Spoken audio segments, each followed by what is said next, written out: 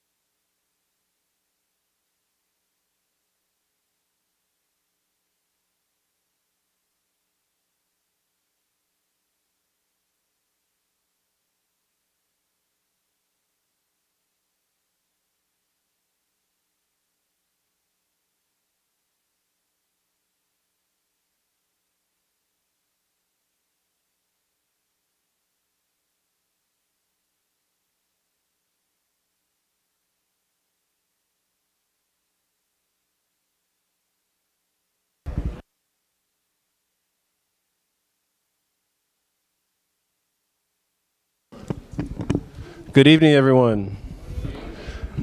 If you would, come on in. And for those who haven't, I think you heard we have some food back there, so please help yourselves to some amazing catering. So I know it's been a minute since we've gotten together, so we're happy to get everybody back together to give an update on the project and where we are. So I actually have an agenda that we'll share, let everybody know what we're going to talk about tonight. So, and thank you for braving the rain. Looks like we're going to have a lot of rain tonight, so thank you all for coming and braving the elements. So we'll do some welcome and introductions as we've normally done. We'll go back and kind of refresh everybody on what the project, kind of the scope of the project is for the arena and the training facility. And then our architects are going to give an update on the design. So very similar to what you saw before, but just to reorient everybody and give you a sense of what the design looks like. We also are going to start talking about the hiring process and the subcontractors. So we've already started to hire or at least award some contracts. So I want everybody to be aware of what those opportunities are, both from businesses perspective, but also from the jobs as well. And then lastly, we'll give an update on the CBA, the Community Benefits Agreement that we've been working on. So does that sound good to everybody? All right, so we'll have a Q&A as well at the end. So I should have said it. My name is Greg Odell, for those who may not remember, and maybe some new faces here. I have the honor of leading our Events DC team. And Events DC is the Convention and Sports Authority. So we're a quasi-government agency. We're teamed with DMPED, which is the Deputy Mayor's Office, which Ed Fisher is here. Where's Ed? Ed right here, he's the director or executive director who runs the development for all the St. Elizabeth's campus. So please give Ed a round of applause. He's standing behind you. So Eric Moses is sitting down at the table. You all may remember Eric. So in the sports, Events DC, we operate different venues and also different programming. So all the things that are related to sports and entertainment, that gentleman is responsible for. So it's from hosting events at our existing facilities like RFK. He's also going to manage the events at this new facility for us. But also he's responsible for bringing lots of different programming and teaming with great partners like Monumental, who, as you all know, own the Wizards and the Mystics and otherwise. So please give Eric a round of applause for what he's done and being here tonight. You're going to hear from Michael Marshall, who's part of our architects team, who's going to actually walk through. He's done an amazing job, not only on this project, but also some other projects as well. So give him a round of applause. And then Monica Ray, who's standing in the back, still greeting people. She's also going to give the update on the CBA agreement. You all know and love Monica, so please give her a round of applause as well. And last but not least, the gentleman who's going to be responsible for actually building the arena are sitting here to my left. They're affectionately known. They're so popular like Madonna. They're just Mac and Matt. These guys here are going to give updates on where we're on the project, so please give them a round of applause as well. All right, so I'm finished with all the intros. We don't give enough round of applause for everybody, so we're going to jump right in and talk about where we are on the update as well. So who's involved? Just to recap, again, the mayor has led this vision for trying to redevelop across our city, but obviously Congress Heights and St. Elizabeth's campus specifically. So we're thankful for her leadership. Events DC, I told you about who we are. And then Monumental Sports, I spoke about it quickly, but just to recap, you know, they own the Washington Wizards, they own the Mystics, they also now own an arena football team, they own the Capitals. And so, you know, we're honored that they're actually going to use this facility as a training facility. So all of us are big fans of John Wall and all those other teams. They're actually going to be here on this campus, and we want them interacting with our kids and our children and spending time in the community while they're also training, obviously, to be the best team that they can be. So the D-League team, those who may not be familiar, so the NBA is going to require all the professional basketball teams to also have a D-League team, which is a development league team. And so they're going to have a development league team at this facility that will also play here as well. And then certainly last but not least, the Mystics, as you know, it's a WNBA team, are also going to play. So give it up for the women who are going to be playing, no doubt. And what's more important or equally important about that is that typically what happens in the NBA is that they play in the same arena as the men, and unfortunately they get overlooked sometimes in terms of schedule and also in terms of just exposure. So this will be the home of the Mystics. They'll actually play here, their home games, and so it's a great opportunity for them to call an arena their home. So we're excited about that, and that speaks a lot to the vibe of making sure there's gender equity in sports and also the type of facilities that they're going to be able to access as well. So, and of course, last but not least, the community. You all, as we said before, we want to make sure as we go every step of this process, we engage you about how we're doing this project, what we're going to do and accomplish. And then in the future, when we start doing programming, we want to make sure that everyone has access to the great programs, and also the community has access to do some of the community programming there in the facility as well. So what is it?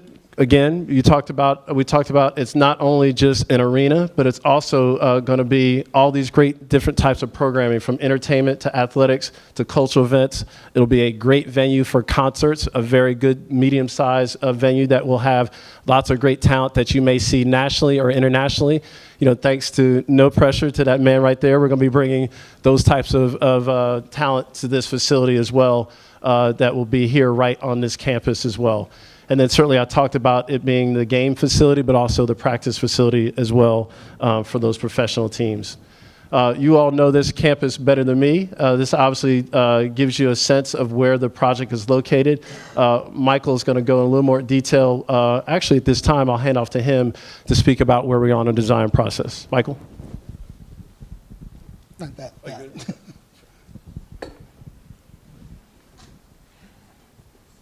Okay, thank you, and good evening. Oh, you have one more bullet point. Okay, since we met you last, we've also developed a plan in more detail. Also because we've had to go before the Commission of Fine Arts and also the Historic Preservation Review Board. And those are all agencies to make sure that this project will fit the historic character of the St. Elizabeth's East Campus. So what you see there is that we've gone through those commissions and they've approved our design. And so we're continuing to develop the project and the drawings so that we can get underway with the construction. And as you know, the infrastructure work is underway on the campus. That's all of the sort of road work that you see going on now, and all the things that will go below the streets. And the construction will start early June, the actual construction on our site. So this is the site plan, just to show you. You can see part of the historic campus is here with those red tile roofs. And so the metro is coming from this side across where Cherry Street is to the east of our site. So the arena is the first part of the project that you'll see coming from the metro stop. And there would be an entry here at the corner of Oak and Cherry. There will also be an entry here at the middle of Oak Street. And the training facility is in this location with parking for the players and staff in this location. And then here from Cypress, there's going to be another entry into the site that will lead down to the service area here. This is showing 13th Street that is not built as of yet, but will be built a couple years after our construction is done. So 13th Street will go pretty much from the metro area all the way across the back of our site and then continue on. This is a rendering showing, here. This is Oak Street in this location, and Cherry Street is here. So this is one of the first entrances that you would see. There's a concourse here so that when you come up, you'll be able to see activity inside of the arena here. This big box here with the sort of terracotta color panels are here for the arena itself, but also to pick up the color of the rooftops of the historic buildings on the campus. And then this is the second entrance here, which is midway on Oak Street. But between the two, there's also retail here that can be used not only for the concourse during games, but also after hours when there are no events going on. So this will be also open to the public during those times.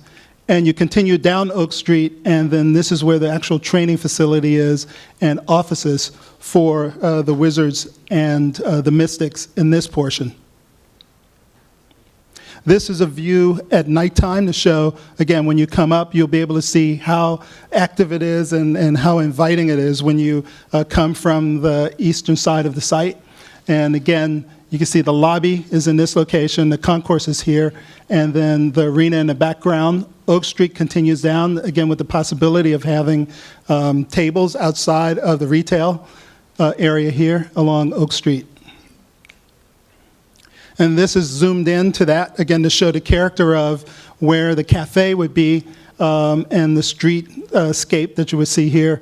So further towards the right would be the entry to the east, and then behind these trees would be the main entry at the center of the Oak Street. And then further down, you'll see the historic buildings at the end of the street. So you can see we really want to make this a very lively streetscape and an activity along Oak Street. This is another view at that secondary entrance. And again, you can see the terracotta panels that, again, we're picking up the color from the historic buildings. This is one of the entries in. The retail that I pointed out is in this location. And then further down is the entrance closer to the eastern end of the site. And then what you see in the background would be future buildings that will be done. The ticket office is in this location here. And then further to the left would be the actual training facility for the Wizards.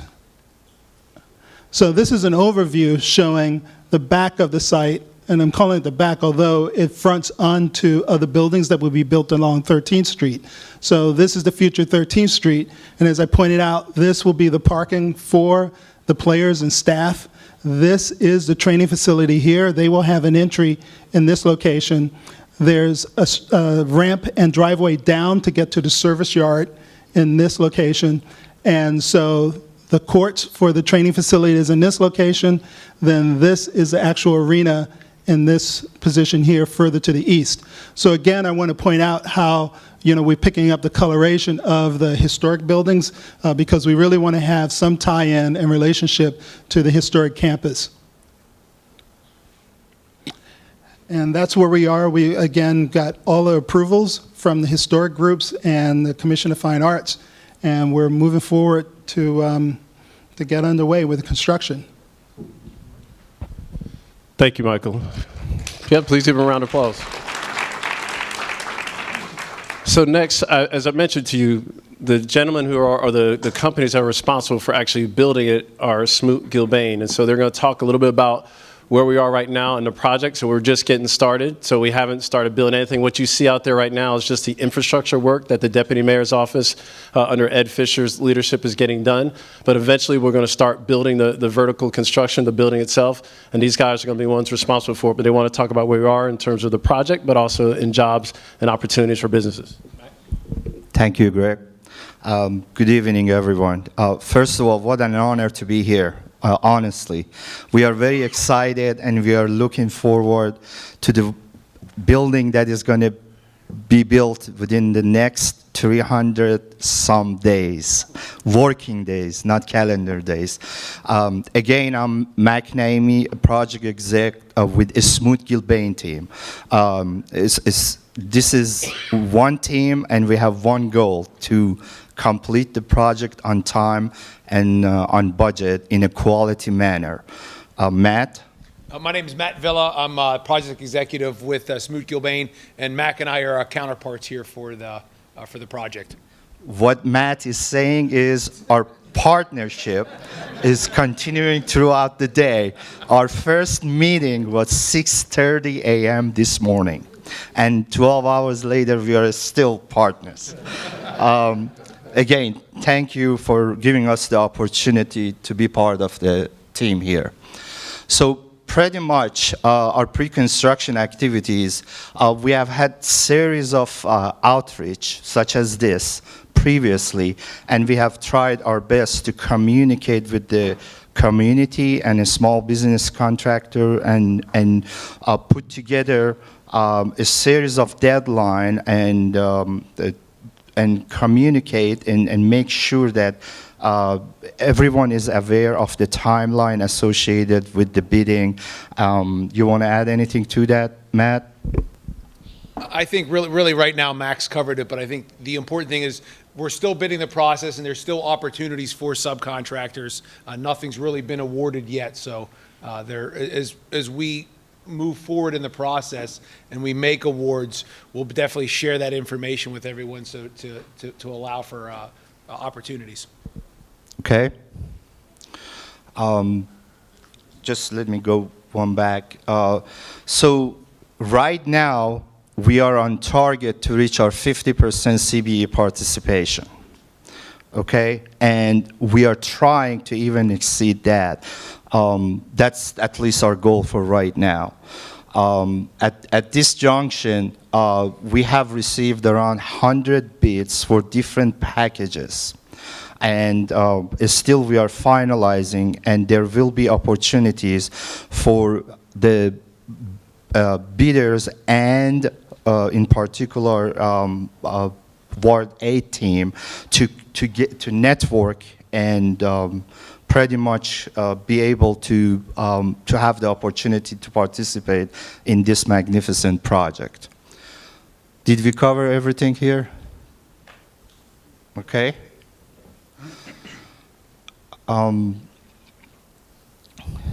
Obviously, this project has some first source agreements, goals that I think it is fair to say at this junction we have had 19 individuals that through this program have been able to start as first apprenticeship program moving forward. There's been several, probably I think 4 different outreaches similar to this, and one of them was a job hiring and job, not a job fair, but more of a hiring meeting. And through that, like Max said, we've had 19 DC residents who've been accepted into apprenticeship. So I think that's really something that's important for our team, is to make sure is to be able to grow the industry so that we can continue to build exciting projects like this.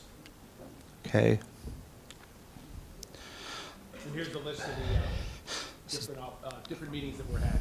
So we have had a series of outreach, different aspects of the job, and so far we have been trying to get engaged and make sure we are fulfilling that.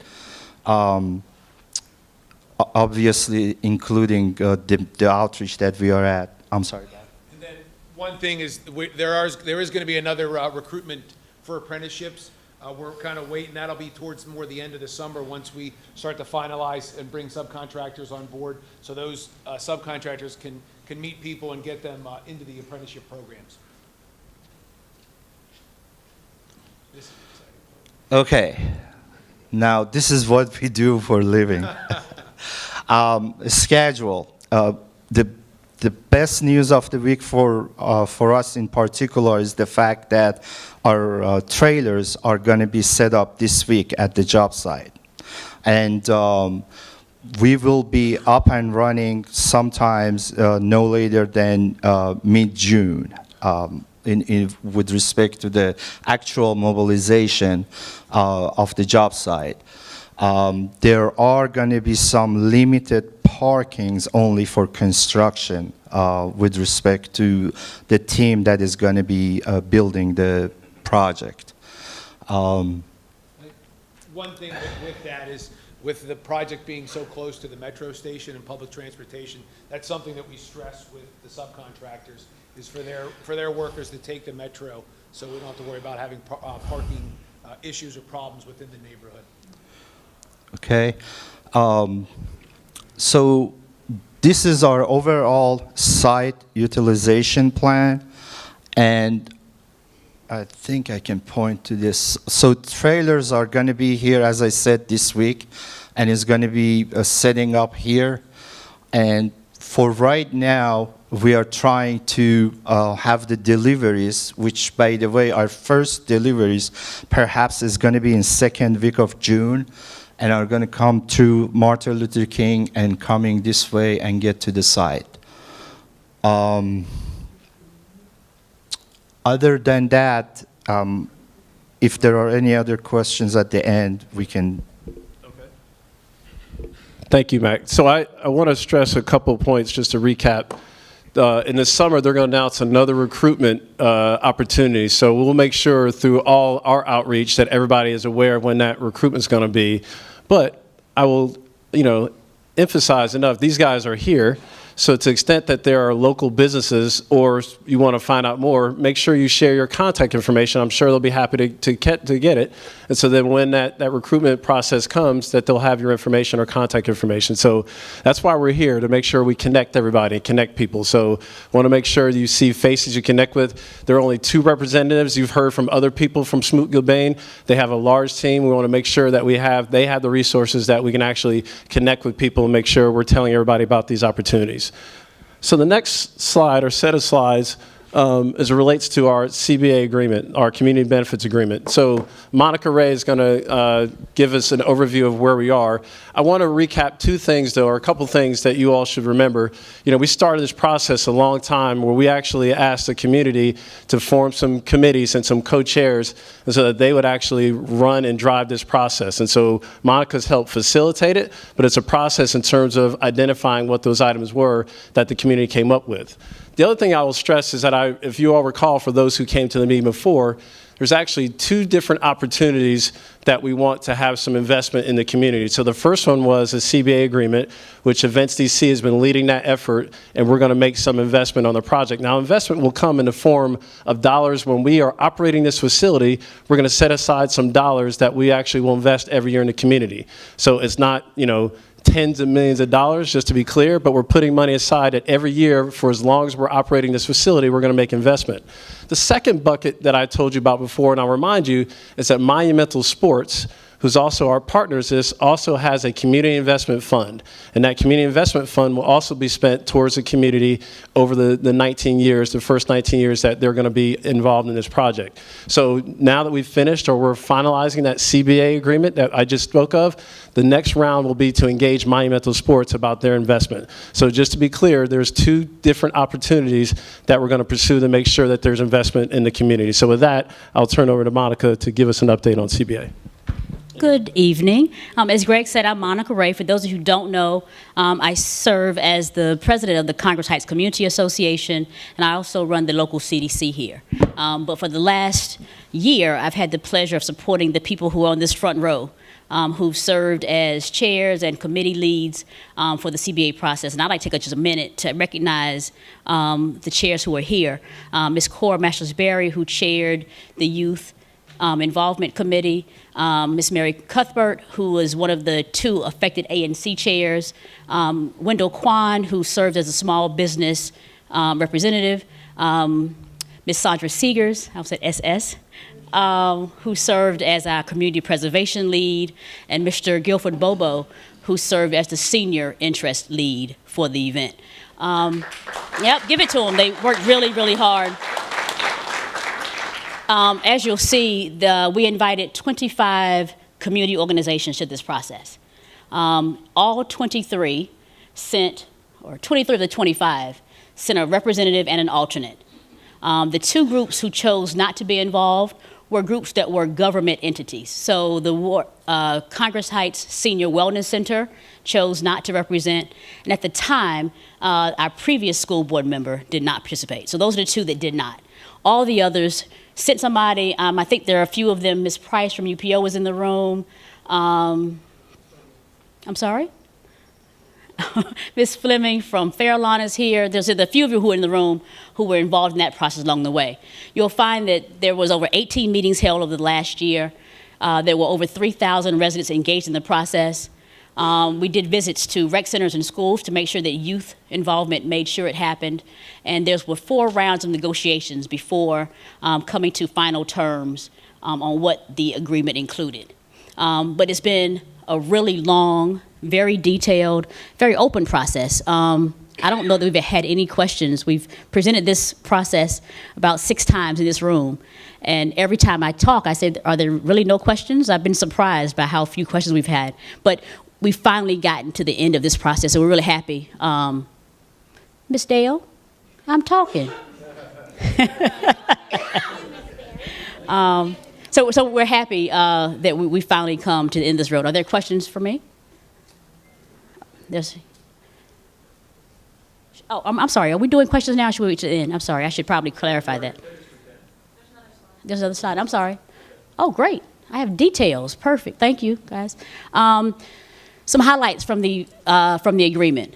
Events DC has agreed to invest $40,000 per year to scholarship-making organizations in Ward 8, $25,000 a year for career development services, $50,000 a year for Congress Heights Day and any other Ward 8 community events, and 5 community days in the facility. Now, mind you, the community days was really about having use of the facility, but understanding that that facility is a large, costly facility to operate. So you need to have an event that makes sense for a 4,000-seat arena.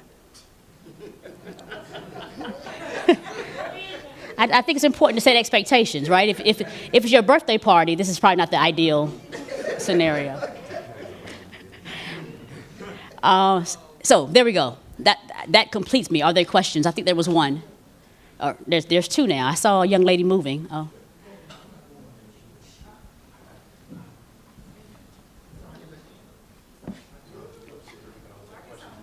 Okay.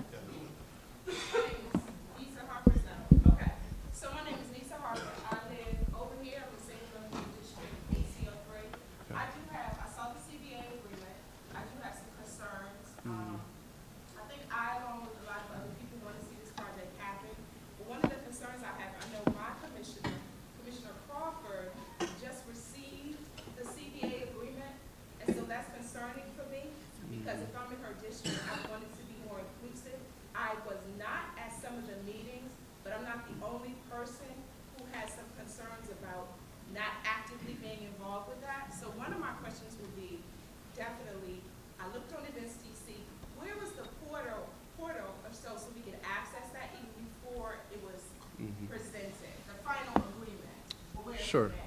So we haven't sent the final agreement to anybody. And so the process is that we elected, and I shared this with your ANC and I shared this with the council member. The process was that we actually had co-chairs and we had chairs elected by the community. So we didn't establish that process.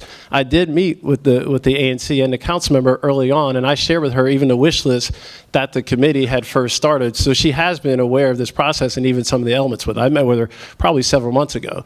And so I explained to her the one thing that we wanted to do is be mindful and get her input or make her aware of it, but not take away the integrity of the process that we had set for the community. So we had messaged to everybody who wanted to participate in any of the subcommittees that they could. And so it's been an open process. And I explained that to her, and I explained that to the council member. And at the end of the day, he was fine with that. And I'm happy to have another conversation with her if she feels like she's not fine with that. But we wanted to make sure once we had started this process that we let that process play out. And so that's why we went about the way we did. And so we're giving you the feedback that was not just Events DC, but from what the chairs who represented the community, what we came up with. And that's what those final terms were. So that's where we're happy, once we shared it now, we're happy to put it up. As every presentation we've done, we put all that up on our website, and we're happy to do that. It's an ESA on the Rise website. Okay. So if it's not, I'm saying we will post it after this meeting. We're happy to post it. Yep. So my next question would be, I saw the groups and the 3,000 residents, I was missed out of that. But, and I'm involved. But I would also like to say, with any of those groups that were meeting, what was taken into account as far as groups that work with special needs or even domestic violence survivors? Because I saw the 24 groups, or that 23 groups that were actually included in that. Sure. So I didn't see anything even as far as when the money is allotted. So that was another question I had. Is that group, those represented or inclusive in that? So those groups that were selected, and ultimately even the ones that were considered and selected, all came from the committee chairs. So right. So, I mean, it was a matter of discussion amongst the committees as to the organizations that they actually contemplated, or even the subjects. At the first community meeting, when they had a discussion, they picked the topics that they thought were relevant that they wanted to cover. So that was the process. May not be perfect that covered everything, but we try to let the community decide with those committees about what that would be. Okay? Hi, my name is Babel Carter, and my concern is senior citizens. And I work very closely with the council person as outreach for senior citizens in Ward 8. And my concern and what are the plans for senior citizen facilities on the campus? And also, would there be employment opportunities for seniors in this plan? And let me do one more. Will there be a conference center? And the plans, I'm sorry I have not been able to come to the meetings. Sure. But a conference center is something that we need very badly that is affordable for the community's use. Okay. Good question. So I know Ed is at the back. I'm asking. So just for clarification, for Events DC, we're only responsible for building the arena itself. Okay. But for the campus, this gentleman who's walking up patiently is responsible for the development of all the campus. So he can Right. speak to the plans. Thank you. Good evening. So, as Greg said, they're here to talk about the arena. So, as part of the rest of the development of Phase 1, on the CT campus, which you saw on one of these slides, we're building 252 units of affordable housing. So, seniors are going to have the opportunity to live there. It's not a dedicated seniors building, but there's an opportunity for anybody who applies and wants to live in that CT campus, those 252 units. As far as a community center or a conference hall, I think is what you mentioned, the center building of that facility is going to have community space up to 15,000 square feet dedicated for nonprofits and the community. So that's part of our agreement that we have with Red Brick, who is our Phase 1 developer. Okay, thank you very much. Sure. How you doing? My name's Stuart Anderson, and as most of the residents in the ward, they know that I'm one of a group of people responsible for the annual Martin Luther King parade. And so I wanted to know what's the process for tapping into that $50,000, and can we make sure we give out some of that money? Because this is the 50th year coming up with Dr. King, and I like to use it without being there. Cool. So good question. So the way we're structuring this in the agreement that we'll finalize is that there will be a committee that actually will decide. Because the one thing that I don't want to do is for everyone to think that I'm going to decide every year how the money gets spent. And so we want to make sure it started with the community and it will stay with the community. So there is an organization. So when we finalize and we post it to the young lady's question, there will be a committee that's actually responsible for taking the input and deciding what happens to that money as well, in terms of the funding for each of those buckets. So first and foremost is like, is there a timetable for putting that committee together? Yep. Who will be able to be a part of that Right. committee? And because we're in the Sure, no. process now, Good question. we need to be planning. This is the 50th year. This is big. This So what date is the event? the event will be January. It actually falls. Yeah, on the birthday, right? So, okay. So the reason why I ask is that the committee, the term sheet that we're finalizing already articulates the committee members and the designated committee members. The challenge that you're going to have, just thinking out loud, is that this won't start until the project's done, because we won't have money until the project's actually done. But what's that? I'm sorry. Did somebody say something?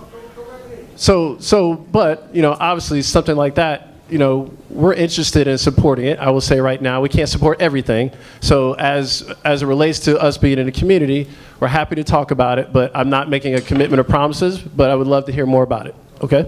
All right. I did not get my last part of my question answered, and that was employment for seniors. Employment for seniors. So, great question. So on the arena itself, there are probably two different opportunities, one of which is the construction, and then the second is the operations. And so during the operations, we're going to have a job fair similar to what was described, so that we'll actually have opportunities and talk about it. And we want to be specific. If we can create opportunities for seniors, we want to be mindful of that. So when we start looking at operations facility, we'll do that. I'm trying to recognize order because I know Jahar had his hand up earlier. She's at the mic. So you defer to the lady? Okay. Thank you, sir. Go ahead, How Kim. y'all doing? Good. How are you? Glad the armadillo is gone. Still. Who's on the committee for the assignment that you said you've already predetermined? Who's on it? Sure. So it hasn't been finalized, but there are representatives. I don't have it in front of me, but I'm happy. We will post it and everybody can see it. Okay, can you send it to the ANC 8C? We'll post it for everybody to have it. Okay. Okay? The next question I had to do with the project managers or project executives. I know you said that you did some hiring with respect to CBEs. I need to know how many of those CBEs are actually Ward 8 CBEs, because I think for the last 3 or 4 meetings, we've been very specific about wanting a specific Get number that. of those that are in the ward. The last time we talked about some ones that were Ward 2 and Ward 4, and that's all gravy, but how many are in Ward 8? If you don't have it, Mac, we'll make sure we get it. I guess really what we talked about was hiring the PC residents. No, that's not really what we talked about. Yeah, we we also- really we talked also have a about goal- yeah. how many No. Ward 8 CBEs. I was very Sure. specific 3 times. Yeah. Okay. No, you are. Please don't make that mistake, because then everybody's eye will get up. Yeah. I really and need to I'm not know. going to let that happen either. So Dig we it, will, right? we will get that Ward information 8 for you. CBEs is what I want to know about. Yep. Yes, ma'am. And so I've been so the next added point to, is. and the dollar amount. Yeah, so Okay. we'll get what we have, but the Okay. next point is, please, if there are Ward 8 businesses that we need to know about, let us know about it. for Leads me sure. to my number 3. I am all into the whole solution and facilitation. I do not always harp. I would like for you guys to make arrangements to come to the next 3 ANC 8C meetings and have discussions about the needs that you have, so that we can be facilitators of getting that done. It doesn't do any good to keep yelling that somebody stepped on your toe. So that is the first Tuesday? Help me out, where's Miss Mary? First Wednesday of each month here. But I need to make sure that you make time to be there, okay? And let us know what types of needs are there so that we can facilitate that. So it's 3 things. Okay. Thank you very much. Glad the armadillo is gone. Thank you for the questions. Yes, sir. You need a mic, John. Just so everybody, all right, it's up to you. Just so make sure everybody can hear you, John. Thank you, brother. Appreciate it. So my name is Jahar Abraham, a Ward 8 resident, and I'm here because it's a lot of unrest in the community. I'm hearing a lot everywhere in the barbershops, the restaurants, in this community about, and as I'm looking at the committees or the committee representatives, I really don't see anybody who would represent any interests of mine or the people that I serve in this community. So this is going to be a problem. This is not going, it's not going to be sweet. It's going to be a problem if we don't have equal representation in terms of how this process is going. Okay. So thank you for the input. So when we outreach to the community, we try to outreach to everybody who want to participate. If we didn't outreach to the right people and you want to tell me who the right people are or how we make sure we touch everybody when we outreach, I'm here to listen. So you know me, I'm here to listen. So you let me know who I need to touch and make sure we're included. And to your point, the council member, just to be clear and transparent, raised the same issue with me, and I said the same thing to him. So I am here. You let me know who we're not touching, and we will make sure we outreach to everybody to be included in these meetings. But we did the best we could, and we thought we had a great representation. But if we're not capturing everybody, you let us know, and we'll make sure everybody's captured. That's what we're here for, okay? You have a gentleman at the mic first. Could I ask, first of all, that you also look over on this side to see if there's any hands up? Fair enough. It just seems as though... Well, thank you for taking the mic, but I'll be happy to do that. I don't want to reject anybody over here, but some of us had our hands up a long time over here. Fair enough, and we might get even a little more organized fashion. I have a couple concerns. My name is Bob Matthew. Our family has lived in the immediate neighborhood for 46 years. We love Ward 8. We love what's planned. We're nervous about some things. Those of us who live or head institutions directly across the street from St. E's are wondering what's going to happen to us, because we know that when something happens like this, development happens around it. Now, I've heard rumors left and right, and you may tell me, well, nothing's planned, but what might happen?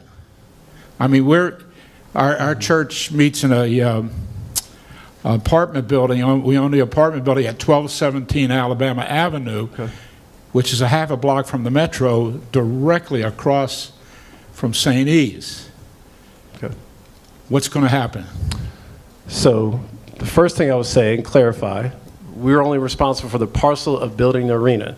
Now, this gentleman, Ed Fisher, is responsible for the development of the campus. So he can speak to, now I'm sure, as you can imagine, they haven't planned the whole facility, but he can speak to a process that they're going to do and maybe give you some insight. But right now, we're only responsible for building the arena. I understand that, but that's not satisfactory for me. And for those of us who live across it, what I want to know from you is what happens in situations like this. You've got lots of experience. You know what's happened. Are we going to get eminent domain? Or are we, what are the possibilities? The other thing is, who represents those of us who live in the immediate neighborhood?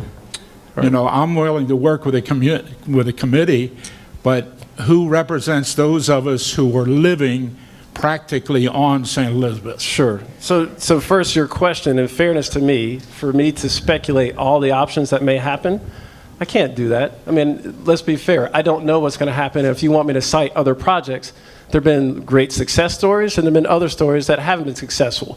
But I'm here to make sure that we try to do the right thing and not do the wrong thing. So there are organizations like the Deputy Mayor's Office who's focused on not only developing this campus, but what happens into the surrounding campus. And so he's going to work with the community to make sure they address that. But I can't sit here and tell you, nor do I think it's fair for you to ask me to tell me what's going to happen when I don't control that process. One of my concerns is gentrification. I am equally which is concerned. racial. Okay, which is white folks moving in. I was here 46 years ago, folks. I didn't just move in. Okay. I've been here long enough. Some folks tell me I'm light skinned. Okay. Sure. All right. But and that's a compliment. I'm not going to address that one, but okay, I got you. But I'm not trying to be funny. I'm trying to be real.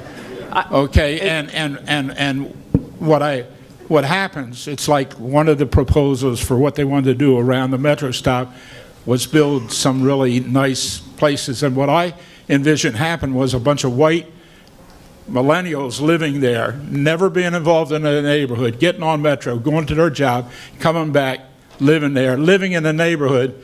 But in this brand new book, Race, Class, and Politics in the Cappuccino City, they talk about segregated diversity. The community is diverse, but it is segregated because they're not really living together. Okay. Now, I don't want to preach. I preached this morning, so I don't want to preach. No, fair But enough. let me say one other thing. Sure. Is in over 40 years, we've run something called Camp Dynamite, and we've taken over 4,000 different people to camp in 40 years. Never took any government money or anything. God's been really good to us. I want somehow for those folks that are going to Camp Dynamite and have been part of Camp Dynamite to be part of this entertainment and sports arena. And so I want to talk to somebody about that. We would love for that to happen. So Okay. we would love for that. So as it relates to your points, I want to be clear. My answer is not one out of being insensitive. I'm sensitive to it, and I support your concerns. I just, in some cases, I'm not the one or control And to I'm answer not that. complaining. I want to be And I'm part not of the taking it, solution. and I'm not taking it that way. But also, I just want to be clear. We want to work at it together, but I'm also not going to make promises for things that are outside my control or purview. Okay? In fairness. And so Ed can address what they're doing, but Lord protect us from gentrification.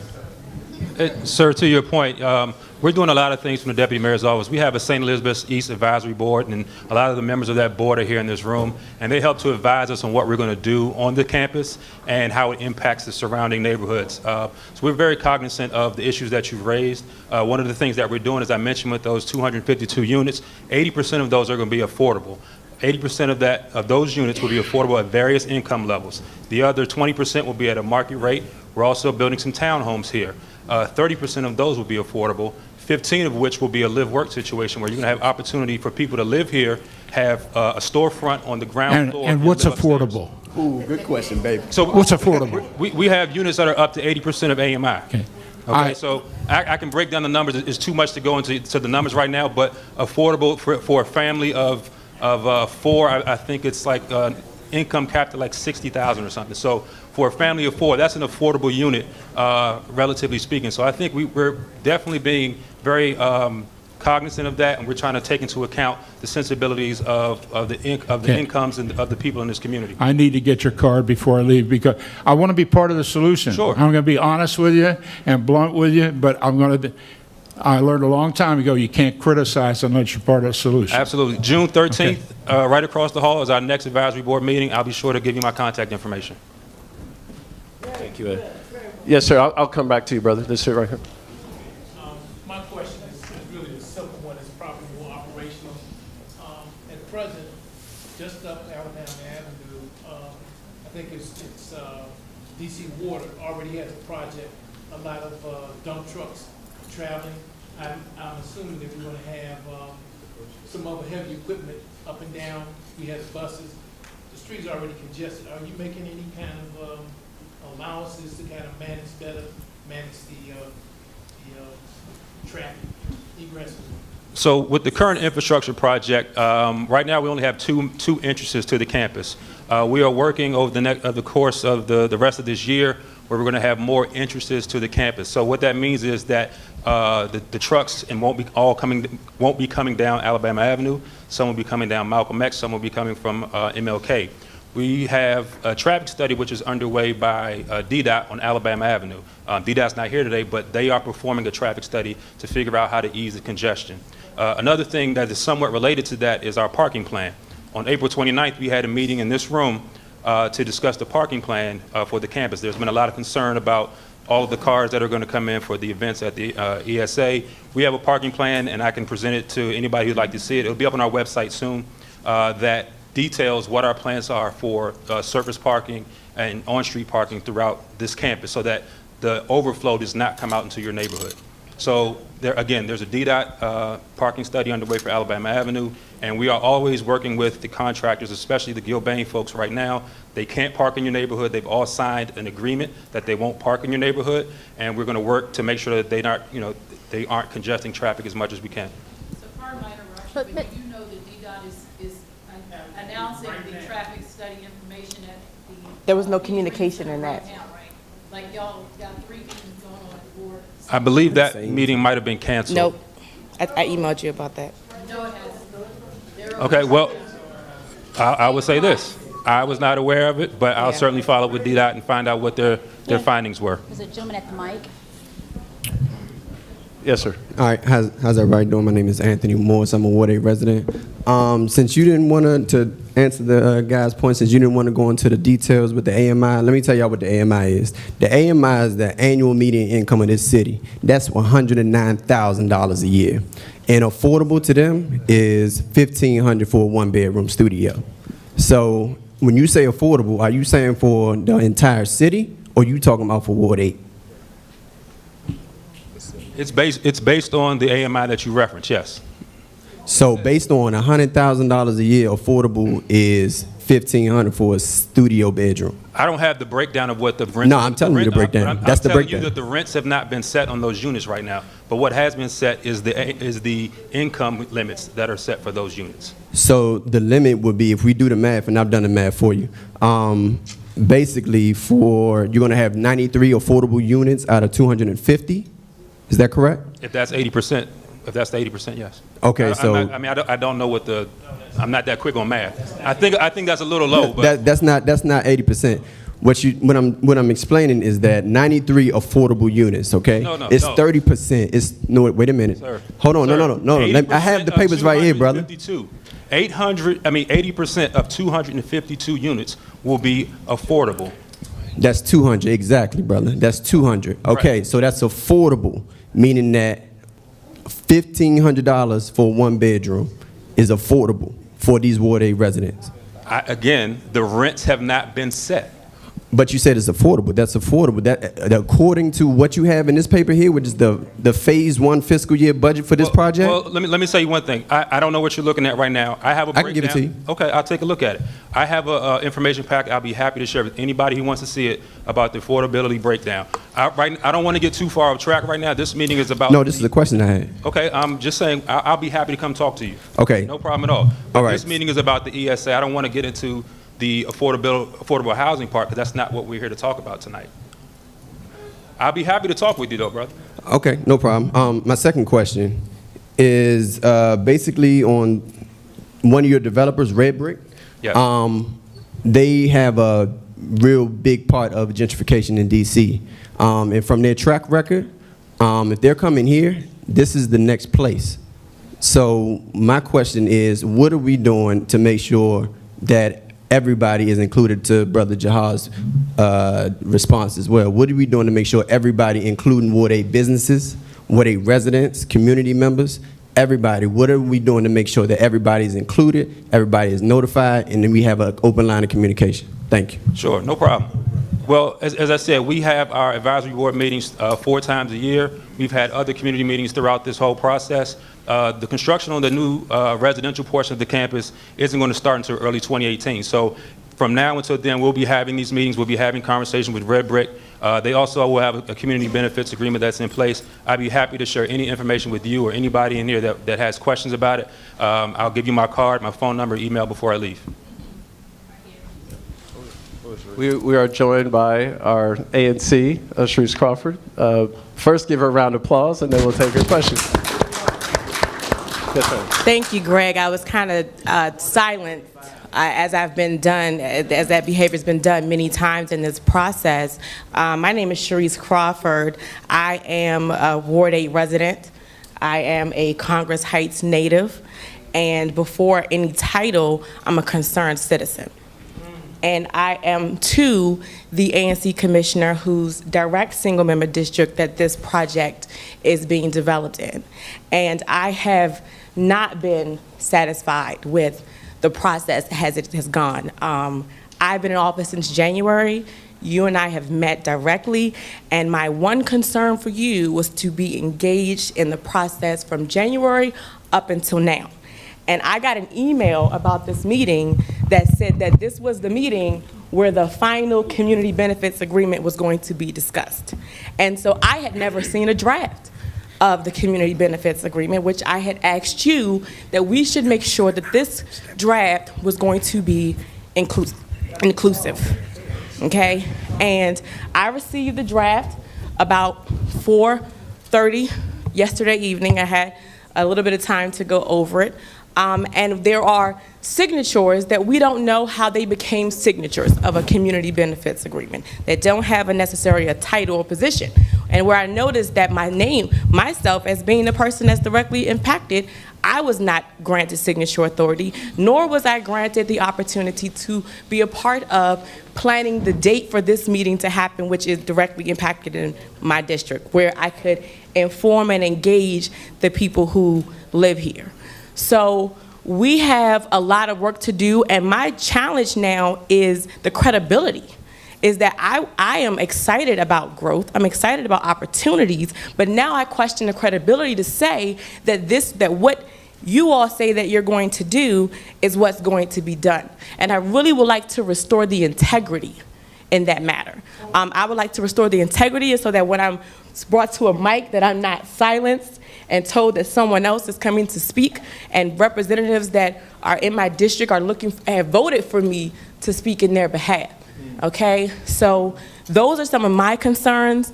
I emailed you this morning about the modifications that I needed to see in the CBA. I needed to see the council member as a signature authority on a community benefits agreement, as well as myself, and to identify how certain parties were able to gain signature authority. That's very important to me, it's very important to the people who live here.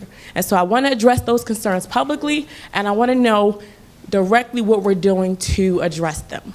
Sure. So back up a couple things. As I shared with you when you and I first met, and we've met a couple times, as I shared with the council member and I said earlier today, that we had a process in place where we engaged the community. Whether that process was imperfect or not, we tried to outreach. And I shared with you that we would outreach, but what we weren't going to do is start from the beginning of this process. And so we literally had community, and there's no reason for applause. This is not about him versus her.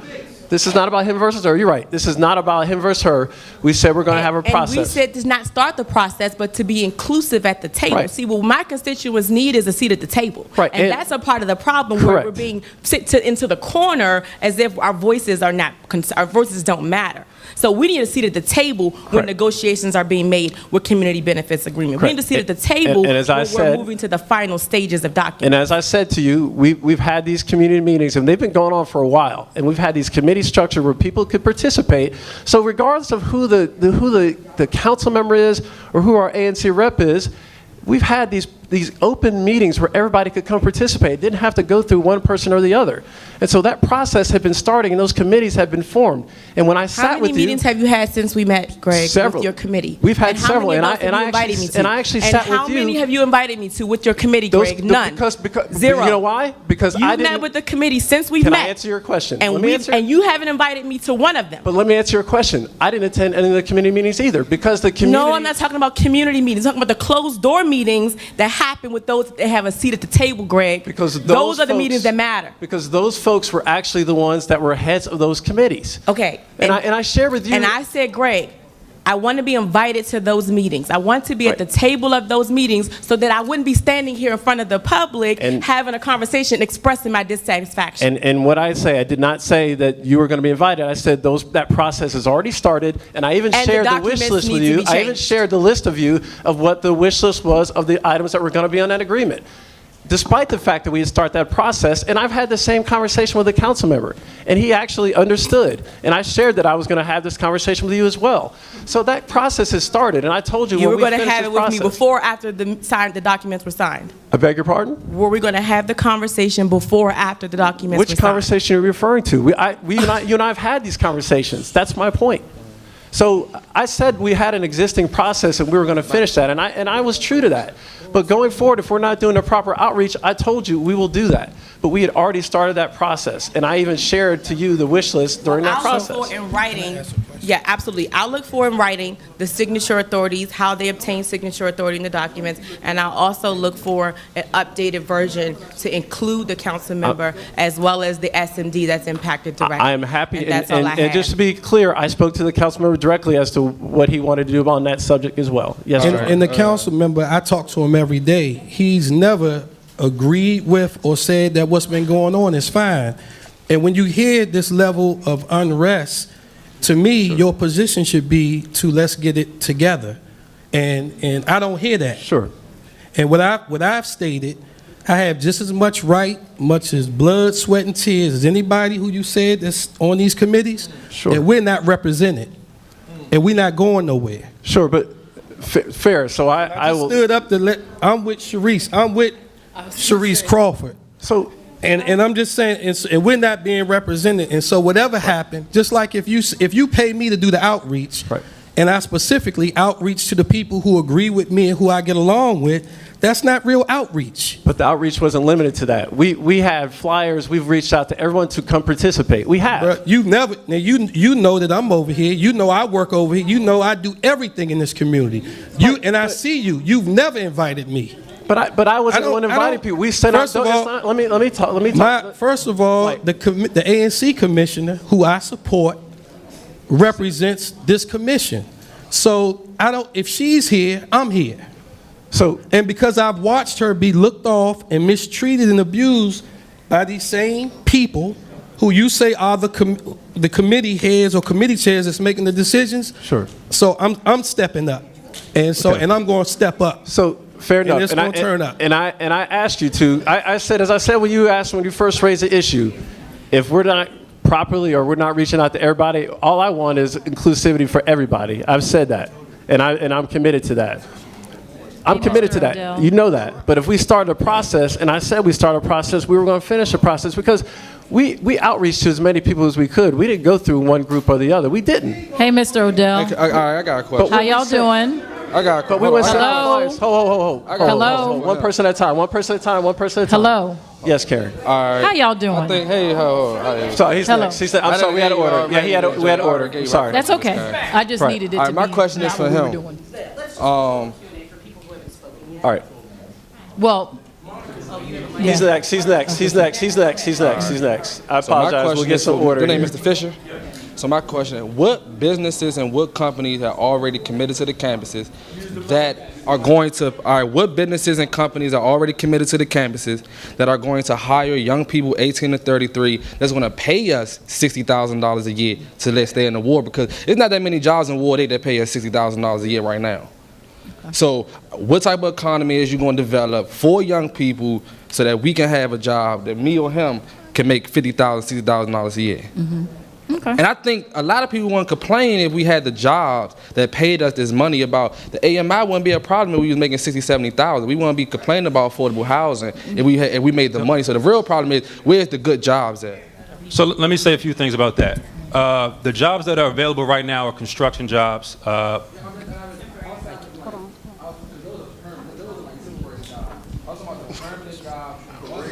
Well, so what we are doing right now on this campus is we're building infrastructure to support some of the housing and retail that's going to be here. Okay? So what I want to say is you got to look outside this campus for jobs, brother. All the jobs aren't on this campus. You just asked me what am I doing on this campus?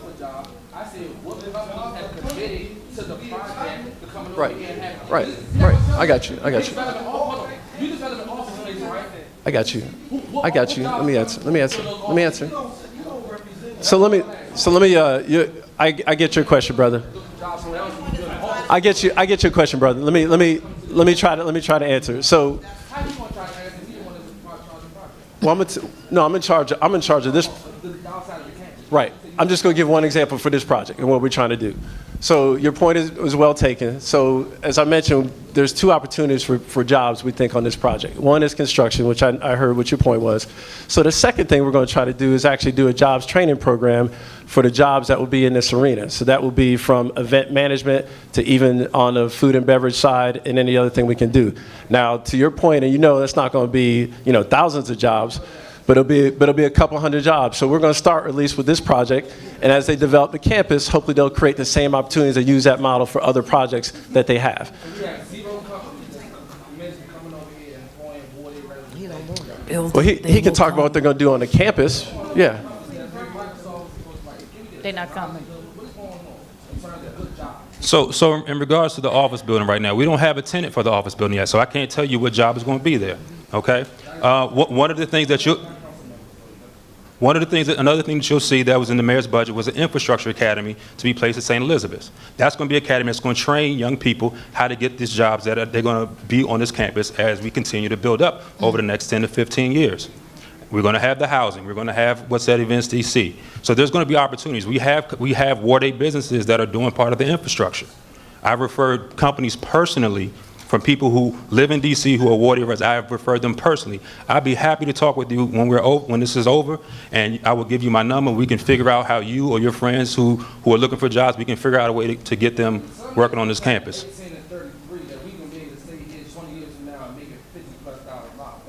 I ain't trying to get, I say y'all put $16.9 million into food and beverage training. Infrastructure training that's laying utility lines. That's a job for DC Water, Pepco. That's the type of training that's going to be at that facility. But like I said, we can talk when we're done. I'd be happy to. Good afternoon. My name is Paul Tranter, ANC for 8BO2, and I'm glad you're on that subject about the jobs. I'm very adamantly about Ward 8 residents being hired. I don't want the same thing to happen that happened with Homeland Security when they promised to give a whole lot of residents over here in Ward 8 jobs, and when we came up Martin Luther King Avenue, all we saw was Maryland and Virginia. That's going to stop, okay? You're coming into our community. I welcome you, okay? We need entertainment, but you're coming in here with the concern and the love and the care for the people that live here, so you can stop this for a lot of people that think the gentrification, they're going to be pushed out, okay? I'm asking you, what is the percentage of people that y'all have already agreed to put here, to hire here, that lives in Ward 8, not across that bridge, not in Ward 4, not in Ward 9, but right here in Ward 8, because there's a lot of unemployment people right here in Ward 8 right now. And thank you. So look, I don't have the numbers in front of me. We have Ward 8 residents on this job. I can get a list. Right now there's about 83 people working construction on this site right now. I don't know off the top of my head how many of them are Ward 8 residents, but I know that there are Ward 8 residents working on this job site right now. I'd be happy to get you those numbers. I'll check in with the construction team tomorrow. No problem. Yes. Hey, y'all. I'm back. Oh, I'm next? Okay. Hey, good evening. I just got a couple of questions. I guess most of the questions are for the Deputy Mayor's office. My first question is, what is the plan for the site? And I'll give you an example. This beautiful building right next door. And I know during the summertime they have like the Broccoli City Fest and stuff like that. So what's the plan for the site as far as when construction starts? Well, for the rest of the site. For the Gateway Pavilion? Right, for the Gateway Pavilion. And I say that because a lot of times I ride past here and you don't see nothing but the chain fences up. I mean, it's empty. You know, we worked on some committees a couple of years ago before the Bowser administration was here to activate that site, to have to kind of have that thing going all year round. So my first question would be probably what's going on with it now and what's going to happen during the construction phase.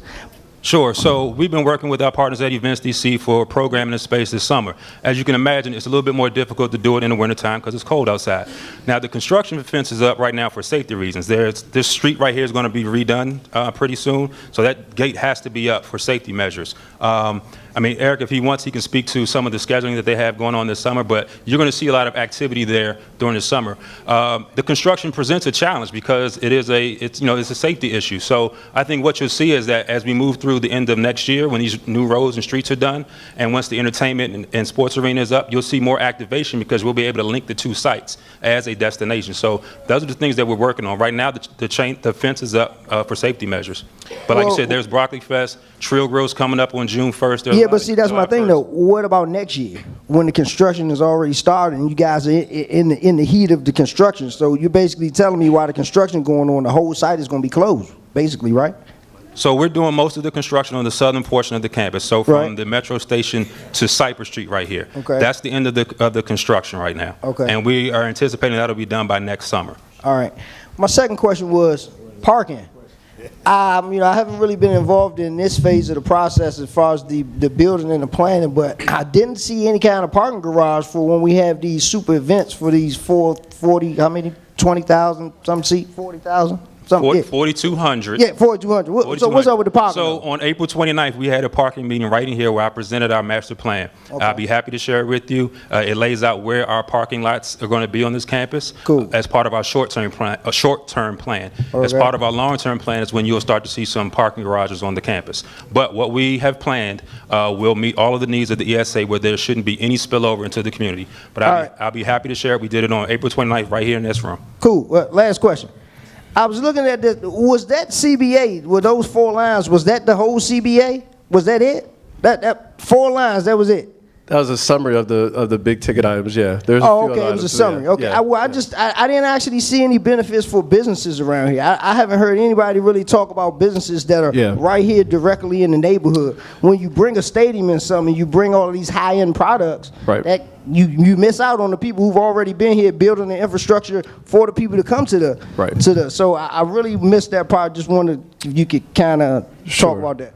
Yeah, so 2 things. One is Ed talked about in a gentleman's question from the church about something they're going to do for existing business. But the other thing is, as I mentioned in the beginning, the Monumental Sports is also going to have a community investment fund. And so a lot of it's going to be specific to working on small businesses and existing business and bringing new businesses in to make sure there's activation on the campus.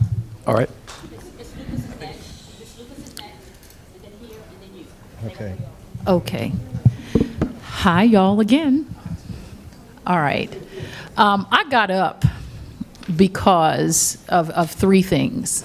The first reason I got up is because in the tenuous situation that just occurred, I heard a slip of attitude and tone that I don't normally hear from you, Mr. Fisher, or you, Mr. Odell. And I wanted to be very clear that all of these elected officials in here, whether I agree with them or not, and a lot of them in here, they know I don't always agree with them. But you absolutely, unequivocally must take into account the elected officials. You may not dismiss them in a public meeting. You may not dismiss anything. You may not want to do what they say. But I earnestly would hope that you wouldn't give us all a rallying cry to go and be obstructionists because you were dismissive, right? And I don't know if you intended on it, but I would hope that that doesn't occur again, right?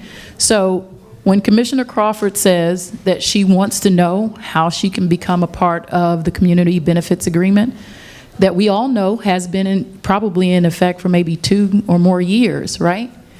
The question is not, we're not paying attention to you right now. That's not it. It's, let's look into that and let's see if that's a possibility.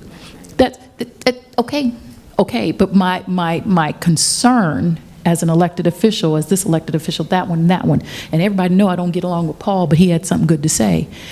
Do not dismiss the people that were elected to represent the people, okay? So that's the first, that's why I got up again, okay? And then in my true attempt, because I do attempt to do solutions, I realized that the process has been underway. And I'd like to liken it to my kids learning how to cook dinner or cook breakfast. And they're cooking the eggs and they accidentally crack shells into the egg mixture, right? Now they're doing it and they're following the process. But at some point, you make a note that, I might need to do a little something different. I might have to stick it in there and change something up a little bit. And I would hope that your process is nimble enough to figure out a way to be inclusive of who is newly representative, right? Not saying redo it, not saying put a monkey wrench in, but you've got to figure out a way to have harmony and solutions, right? Because if you don't have harmony and solutions, what you are effectively saying is, we have handpicked folks to represent you because you don't know who you need to represent you, the ones elected, and we know better than you do for what you need, right? And that's not what y'all are saying, I know, because you two are cool. So just, let's do a little bit better that time, okay? All right, I'm gonna sit down. So, thank you for your comments. And let me first say, and I hope Ms. Crawford knows this, she and I have had several conversations about this and many other things. And regardless of whether she's an ANC or not, I respect the title, but I respect her as a person and was not dismissive, or certainly never intended to be dismissive. So if you took it that way, and I'll ask you personally, then I apologize, because that was not my intent. But what I was trying to convey was that she and I had other conversations. And so when I'm trying to express what, from my vantage point of the conversation, that's why we had an exchange. So we're always going to have an exchange, but it's always going to be based in respect. And so I'll respect her now, I'll respect her when I met her, and I'll respect her for as long as I know her. And so I hope she knows that personally, and that I don't have to say it publicly, but I'll say it publicly, because I have no problem saying that publicly. So if it was taken any other way, then I apologize, but that was not the intent. Greg, we need a seat at the table. We're not asking for a seat at the table. We've been asking for a long time. What we're demanding is a seat at the table. And that is not changing the process, that's not redoing the process, that's not putting a wrench in what's being done, that's a seat at the table. So and I hear you loud and clear, but the fundamental premise that you're basing it on is if I handpick somebody. You know, that's been mentioned, but that's been mentioned a couple times. That's based on, we had a meeting. Right. That's based on, we had a meeting. I said I wanted to review contracts because nothing matters until it's in black and white. Right. And I wanted to review contracts to ensure that the language represented inclusiveness. Right. And I have not been invited to any of those meetings. And as I share with you, there are no contracts. Like right now, we have a term sheet of agreements. There is a terms. draft. And it's terms. That I've never seen until but it's last not a night. contract. But I share with you, what I also share with you, which you know I shared, was a wish list of all the items that we had talked about. Like Excuse me, Yes, ma'am. Greg. Yes, ma'am. Greg, can you please have a meeting with Ms. Crawford and you discuss with Ms. Crawford directly how she can be involved in this process moving forward? I'm happy to do that. She is the ANC commissioner for this commission, just as once Mary Cuthbert was. So she was at the table. Figure out a way where you all are having meetings with her regularly and keeping her informed. I'm happy to do that. And that will satisfy that. I'm happy to do that. So we can move on because it's only a few minutes I'm left. happy to do that. Thank you. Hurry up so I can get this mic. I'm burning up. You're next, sir. You're next. Go, sir. Go ahead. My name is Ashra. Let him cool off first. So. My name is Ashra Goins. I am a Ward 8 resident. I think one of the solutions you can possibly think about is hiring business service representatives to get OJT programs, which is on-the-job training programs, and offer it back to the community. You get the business service representatives to go out to all the businesses, and you ask them, you offer them 50%. If you hire these people, we will give you 50% of whatever the salary is, so they can buy into it. Once they buy into it, you're going to create the jobs. Once you create the jobs, you're going to have people coming out because you're paying back. And also, you're showing the community that you care because you're buying into it and you're giving the money back to the community. And that's how you can go about doing it. But brother, what I really would like for you not to do is be a pawn. Because if you're going to play chess, you cannot be the pawn. Okay? So you got to give back to the community. And also, if you want to do a certain thing, like I deal with business, all right? So before I leave any of my business meetings, I have a scheduled date to meet with a person like Ms. Crawford before I leave the building. So you gotta have something specific to say, you know what, instead of saying, I'm gonna meet with you, I'm gonna get it done, you say, this is the date and time that I'm gonna meet with you, Ms. Crawford, before you leave. Okay? Sure. So thank you for your comments. I will say, just to address the first point you raised, we will have an on-the-job training program. Not familiar with the model. Right. I'm not familiar with the model. I'd like to. Okay. So I would like to hear more about the models because I'm not familiar with all the elements that you just described.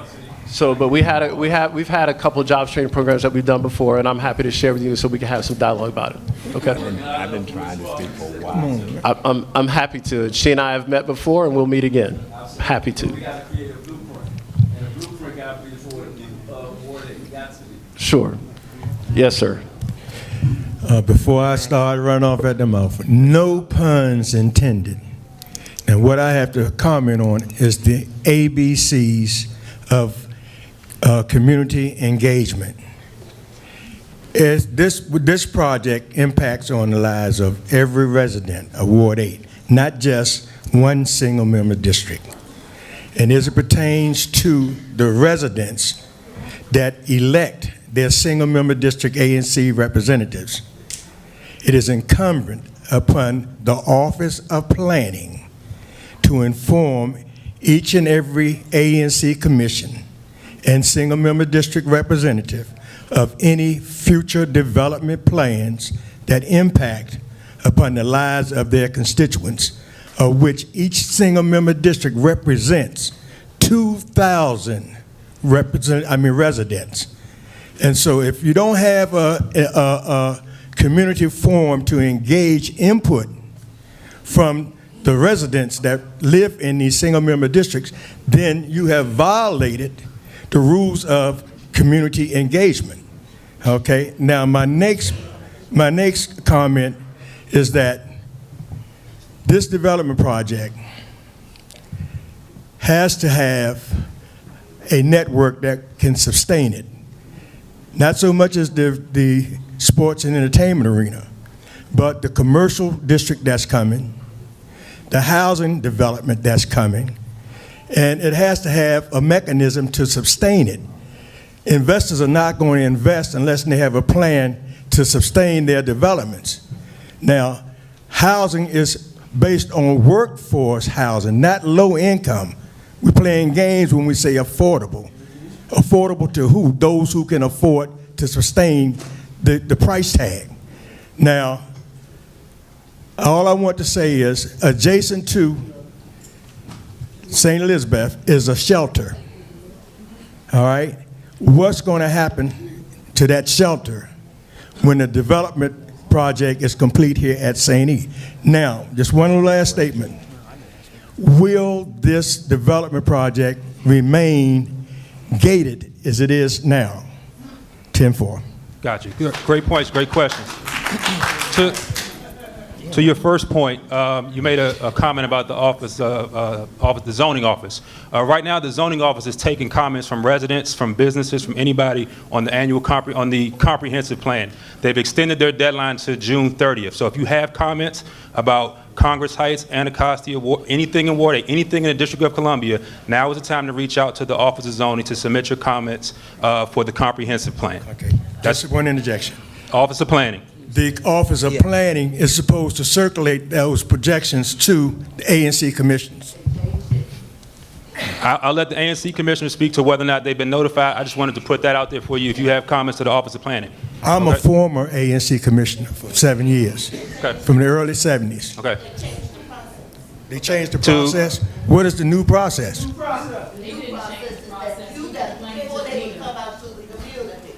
To your other question, sir, about the gate coming down. As we continue to build on the campus, you'll see the gate will start to come down on the southern portion of the campus. This will not remain a gated community. We're going to open up these streets. These streets will be public streets, just like any other street in Washington, D.C. You'll see that come down first on the southern portion of the campus. The northern portion will remain gated until we start to develop the northern portion of the campus. Your other question about the shelter. I had a call with the Department of Human Services just the other day. In the immediate future, that shelter is not moving, okay? If we decide to develop that site where the shelter is, we're going to have to figure out a plan. But right now, there is no immediate plans to move that shelter. Yes. Good evening. Philip Pennell. I'm a Congress Heights resident. My question is for Ed Fisher. Ed, I'm sorry to belabor this point, but it comes back to that 83 number of the folks who are currently working on the project.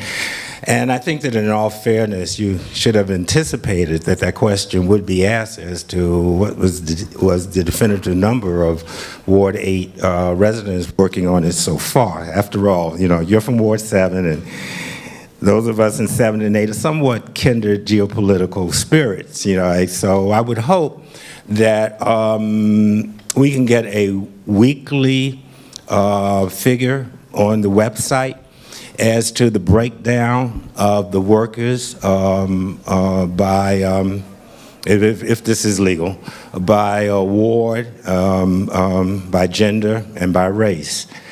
So that we can see, because those of us in Ward 8 who have been around for more than a minute know that when it comes to these big projects and the promises about Ward 8 residents being hired, a numbers game is run on us. And we get flim-flammed and bamboozled and promised that, and the next thing you know, we can actually see projects where there's no one that even looks remotely African-American on them. So I would hope that, that we can get that weekly report so that we know exactly where residents in Ward 8 stand regarding working in this project. Sure. Thank you, Mr. Pennell, for that.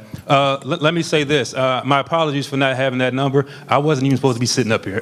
I didn't know I was going to be up here tonight. I can certainly get that. Actually, while I was sitting here, I sent a message to my construction manager to see if she could send me those numbers before I leave the room. And if I get a message tonight, I'll be happy to share it with you. But I'll get those numbers first thing in the morning and provide them to you. Sure. Yes. I have the mic right now. I'm Anthony Muhammad. I'm an ANC commissioner in Ward 8. And by the way, there are 35 ANC commissioners in Ward 8. Not 1, 2, 3, or 4. There are 35 ANC commissioners in Ward 8. This project has been going on for over a year. This project, these meetings, have been going on for over a year. They have been, every community group have been invited to participate in the meetings. The hard part of meetings is discussing, talking, and not fighting. And when it's not fighting, you have little people coming to meetings. If it's a fight, we show up, just like in grade school. The playground is crowded. Let's go to the library and discuss things. We don't show up. We did not show up for the meetings that were going on for over a year. And now they're here, and they want us to start all over. We've been meeting for a year. Now they want us to go back over a whole year of work.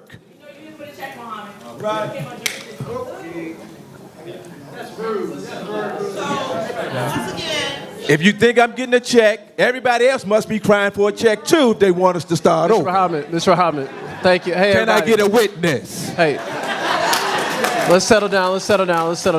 Look, let's settle down. We got a gentleman at the microphone. Please, sir, your question. Good evening. My name is Kareem Sterling. I'm a former Everybody, we Ward can 8 settle. Hey, Congress- we can settle down. We'll respect everybody's time and hear their questions, please. Please settle down. And everybody don't live in Ward 8. Come on, sir. Mr. Muhammad, please. Thank you. I appreciate it. Sir, Sir, we're good. Good evening. My name is Kareem Sterling. I'm a former Ward 8 resident, Congress Heights resident. Mr. Muhammad, I'm sorry, sir. I'm sorry. Hold on a second. Mr. Muhammad, we're good. Thank you. I appreciate it. Let's respect him. Let's respect him. Let's respect him. We'll respect his comments. We're good. Thank you, sir. I'm from right across the street on 8th and Alabama. I've worked in the district on some tax credit projects, also in regards to discrimination enforcement. I just wanted to ask a question to a point of clarity, and piggybacking off of the brother's concern there. Well, I can tell you for a fact it's perfectly legal to have mandatory minimums on racial, color, age, disability, or gender demographics. And so I wanted to ask in that regard because I hadn't heard, and maybe it's just my bias, but I feel the number 83 is low. I feel having a number at all is low. And I was wondering, are there contracts in place determining a minimum percentage of Ward 8 residents that will be awarded subcontract opportunities, that will be awarded labor opportunities, that will be awarded employment and food and beverage services, and will Ward 8 businesses that are currently in operation, let's say, i.e. Capitol Hill Crab Cakes and others, will be awarded like restaurant tour opportunities in the stadium? Yes, brother. Yes. Because this is not a foreign concept. There are plenty of other jurisdictions that do this, whether it's, Massachusetts, Atlanta, Georgia, Georgia. And so numbers sound good, but I just wanted to ask a point of clarity. I remember something came up on the screen earlier, 51% or something like that. Is that a minimum Ward 8 subcontract opportunities? Is there a minimum percentage of bids that will be awarded to Ward 8 residents on subcontract opportunities, on labor opportunities, on employment opportunities in the stadium and on the campus? Has that been established? Right, so there are goals for Ward 8 businesses, and Ward 8 and Ward 7 businesses actually to perform on the job. There aren't any goals specific to labor for specific individuals, but we'll set up apprentice shops and have those individuals. We don't even know, what the number of the pool of people who are trained for that type of work, but we will do outreach, and we want to increase the number of Ward 8 residents and Ward 7, frankly, to work on this project. So goals for businesses, yes, but labor, no. And to your point about the local businesses that are here, so we haven't started the process yet, but for what you're talking about for catering, we do want opportunities for local businesses to have opportunities to actually perform inside, whether it's some retail or whether it's some concessions. So we do want to do that, but we just haven't started that process yet because we haven't got there yet. Okay?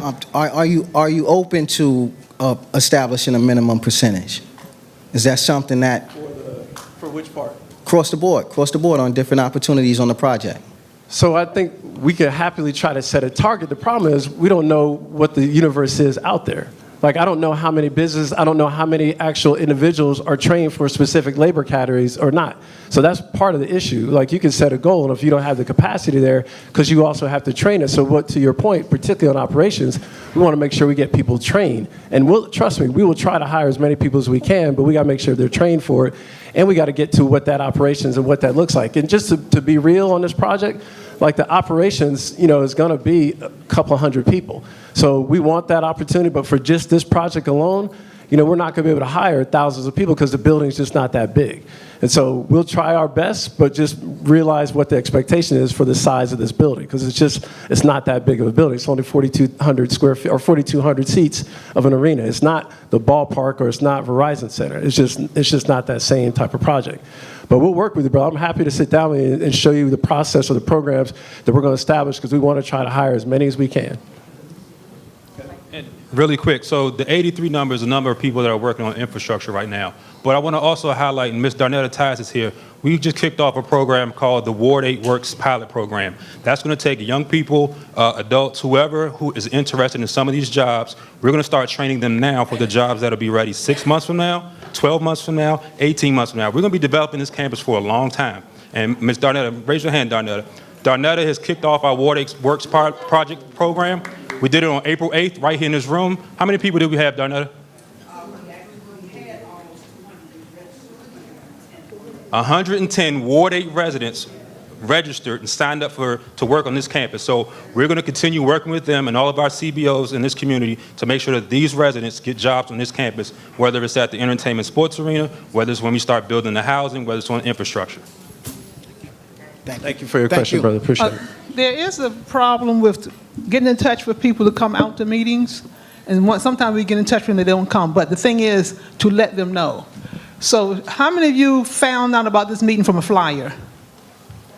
How about email, Facebook, phone call, word of mouth?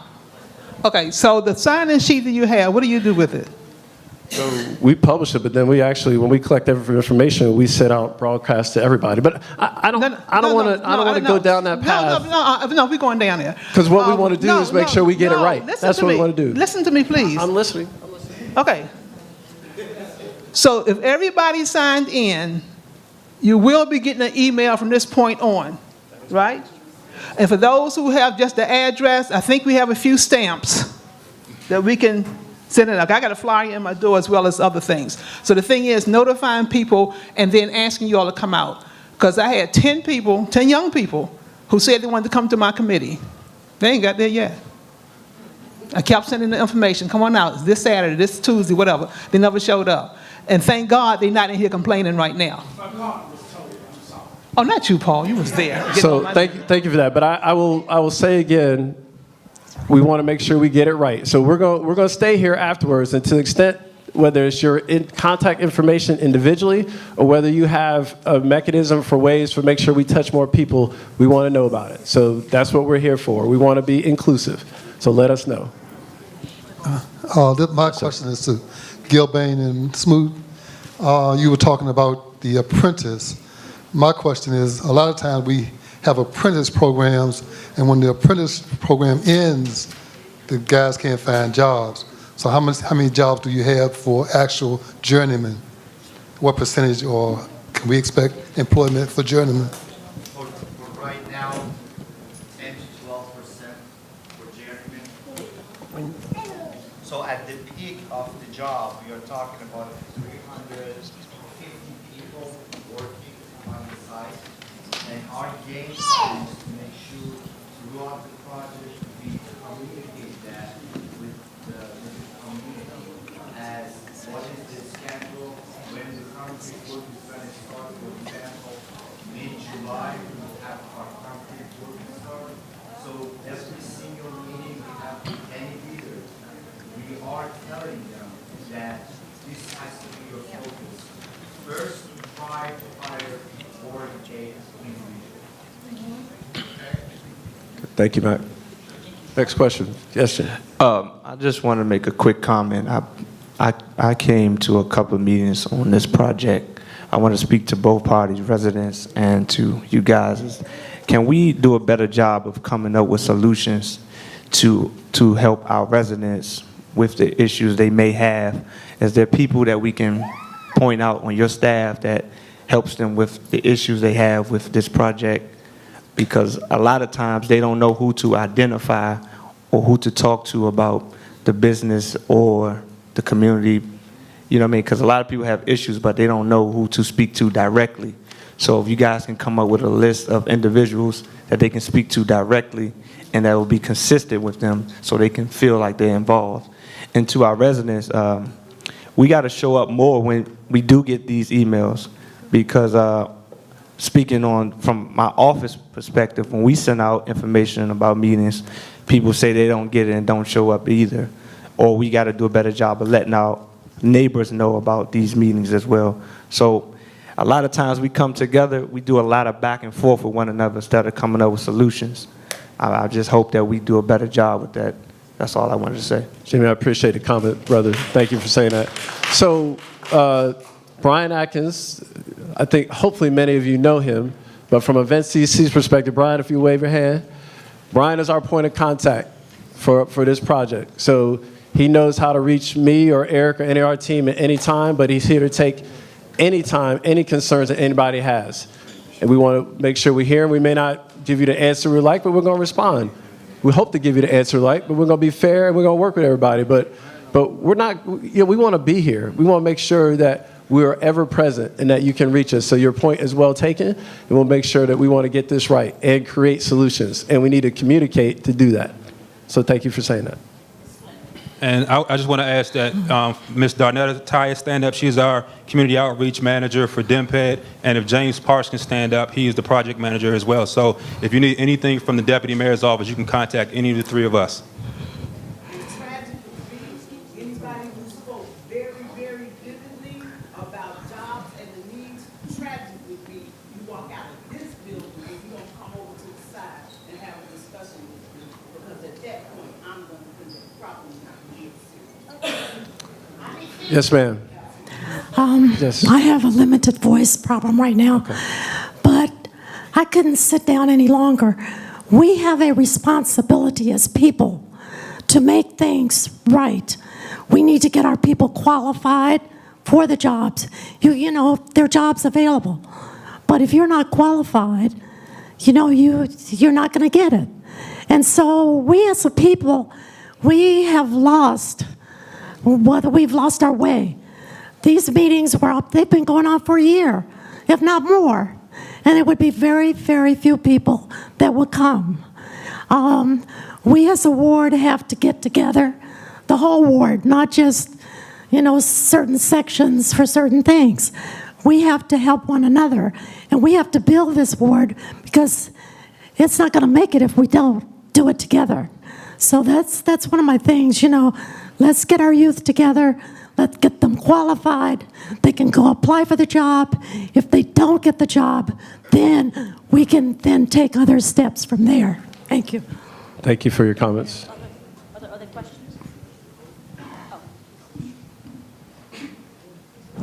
I just had a comment because I was listening to how the community could be brought together on this, and I wanted to thank Greg and his team for this process. And I wanted to say that my involvement in the process, that elected officials were clearly taken into consideration in this process, because the process, we had a change in our council member, and so the process was stalled for a period of time once that election occurred. And there were meetings with the council member to take into consideration what his concerns were. And I remember the document changing to make sure that the council member had appointments once this process was established, because we were only really talking about, you know, $200,000 a year that's funding this thing. But it was taken into consideration that he had appointments on the committee that would decide what groups were considered, and it was also changed to expand the amount of money that Events DC was offering to make sure that other community groups that weren't identified at the time could be taken into consideration. And so I wanted to thank Greg and his team for this process, and to point out that the elected officials were taken into consideration in this process. And so there's still opportunity, you know, moving forward in this process to take into consideration the comments that were raised here tonight, and I hope that we're able to do that. Thank you for your comments, sir.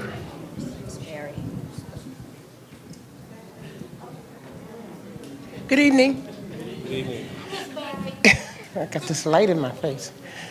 Why is this light following me? Okay, that's good. Thank you. Well, I'm really happy to see this. I've been in the ward a long time, all of you know that. And to look at the young people who are beginning to be active in the ward, and a lot of the people who have been journeymen in this ward, have been here for many, many years, have watched this ward grow. We can talk about all of the challenges, and we have an opportunity and a responsibility to get together without this kind of a forum to work out of those things, work those things out and work together. But let's look at the big picture. This is wonderful. Coming to Ward 8, something like that, this is going to put us on the map. These are the kind of activities and the kind of events that we should have had a long time ago. So let's be grateful and let's thank these people and give them a hand.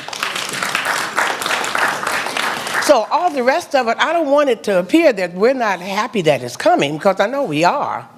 But I mean, if you look at the ARC, if you look at the Southeast Tennyson Learning Center, if you look at the New Ballou, if you see what's going on here, wow, we got it going on. As my husband would say, we got a little swag. So let's celebrate the good stuff, all right? And work out the challenges when we don't have outsiders. We live here, we all work together, intergenerational, multi-ANCs. Let's get together and make it better for everybody. Thank you. Thank you for your comments, Ms. Berry. Any other questions or comments? We're going to be close to wrapping up at 8:30, but... No, go ahead. We're not in a rush. I just want to say that I don't think we all do not want this peace. I support Greg and them on a regular, right? But we just saying that we want the communication to be consistent, right? So I just don't want you guys to not understand that what we're saying is that we need to be more involved because people feel like they're not involved, right? And not just to your comment, not just with the councilman himself. ANCs and residents and business owners need to be in communication as well. So I just wanted to make that comment. That's all I want to say. No, I appreciate it. So I think I'm going to wrap it up, if that's okay. And we're going to be here for a while, so if you want to come up and have conversations. So, we have one more? I'm sorry. Yes, ma'am. Just to sort of piggyback off of what he just said, I say this very respectfully. The council member is not the only elected official who got sworn in on January 2nd. There are multiple new commissioners who got sworn in, and we need a seat at the table. We need to be able to represent our constituents as best as possible. So without that knowledge, we are not able to do that. So I definitely support exactly what Ms. Crawford is saying. We are new. We just got sworn in, and we have the same right that the old commissioners had to have our voices heard and to represent our constituents. Sure. Thank you for your comment. So I'm going to wrap up, and I would be remiss if I didn't actually acknowledge. Hold on. Let me finish. Come on. Everybody respect everybody's comments. So I would be remiss, and I hope you all will be. There'll be no argument about this.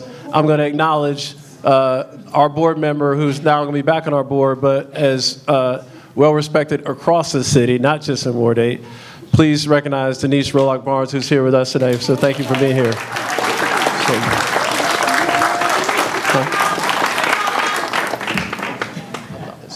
So I want to say, what's that? And our former councilmember Lou Ruby Mays here as well. Please give a round of applause as well.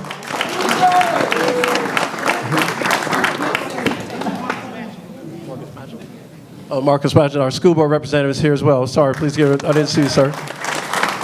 All right. So I want to say, and I'm going to be sincere in this, as it may have seemed like everyone, like we got excited and we exchanged some conversation, this is exactly why we are here. This is why we are here. So it's not always going to be smooth. It's going to be bumpy.